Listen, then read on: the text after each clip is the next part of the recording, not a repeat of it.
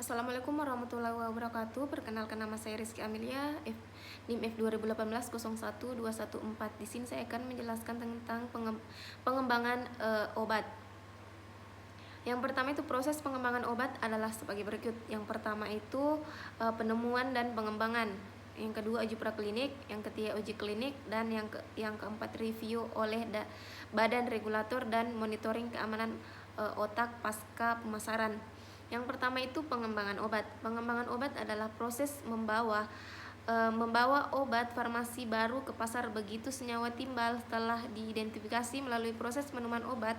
Ini termasuk penelitian praklinis tentang mikroorganisme dan hewan, mengantisipasi untuk status pengaturan seperti melalui Badan Pengawasan Obat dan Makanan atau BPOM Amerika Serikat untuk menyelidiki obat baru untuk memulai uji klinis dan manusia pada mungkin termasuk langkah mendapatkan persetujuan dan pengaturan dengan aplikasi obat dan untuk memasarkan obat.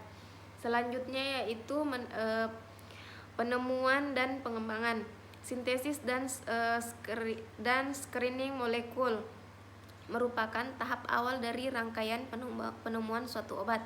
Pada tahap ini berbagai molekul atau senyawa yang berpotensi sebagai obat disintesis dan dimodifikasi atau bahkan direkayasa untuk mendapatkan senyawa atau molekul obat yang diinginkan. Selanjutnya yaitu oleh karena itu penelitian obat biasanya ditargetkan untuk suatu daerah terapeutik yang khas, potensi relatif pada produk saingan dan bentuk sediaan untuk manusia biasa diketahui serupa dengan hal tersebut. Ahli kimia medis mungkin mendalami kelemahan molekul tersebut sebagai hasil usaha untuk mensintesis senyawa tersebut. Selanjutnya yaitu uji praklinis. Uji praklinis merupakan senyawa uji untuk calon obat. Dari uji ini diperoleh informasi tentang efisien atau efek farmakologis, profil farmakokinetik dan toksisitas calon obat. Pada mulanya yang dilakukan pada uji praklinis adalah pengujian ikatan obat prareseptor dengan kultur sel terisolasi atau organ terisolasi. Selanjutnya dipandang perlu menguji pada hewan utuh, yaitu hewan yang baku digunakan adalah galuh tertentu dari menci, tikus, kelinci, marmut, hamster, anjing, atau beberapa uji penggunaan primata. Hewan-hewan ini sangat berjasa bagi pengembangan obat karena banyak dengan menggunakan hewan utuh dapat diketahui apakah obat menimbulkan efek toksik pada dosis pengobatan atau tidak.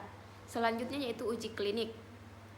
Uji klinik setelah melewati uji praklinis, maka senyawa atau molekul kandidat calon obat tersebut menjadi IND atau investigational new drug atau obat baru dalam penelitian.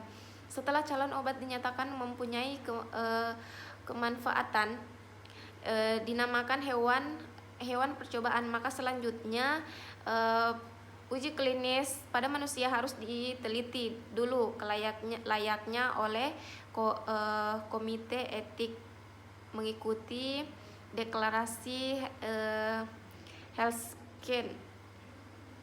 Selanjutnya yaitu uji klinik terdiri dari 4 fase. Yang pertama itu fase 1 keamanan obat, fase 2 efektivitas obat pada pasien, dan fase 3 itu perbandingan efektivitas obat dengan pengobatan standar.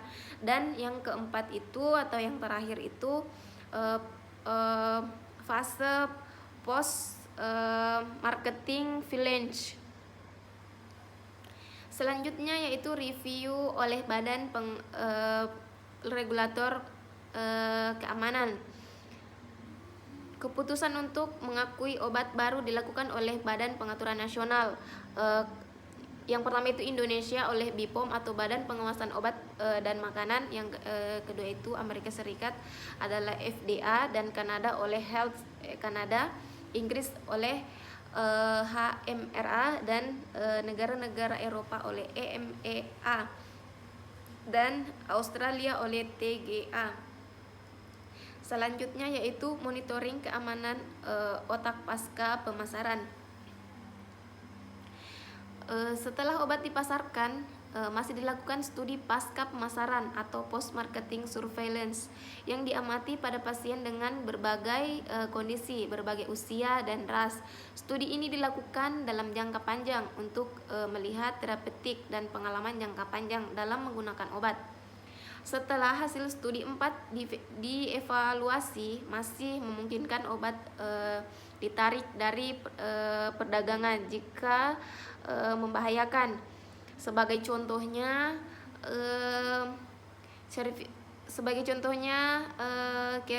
Kerivastatin dan Enterofioloform. Pengenalan masalah. Yang pertama itu pengenalan masalah, yang kedua mempertimbangkan pelaksanaan riset, selanjutnya itu rancangan kimia dan pencarian literatur. Setelah itu rancangan biologis dan yang terakhir itu menggabungkan program riset. Sekian dan terima kasih.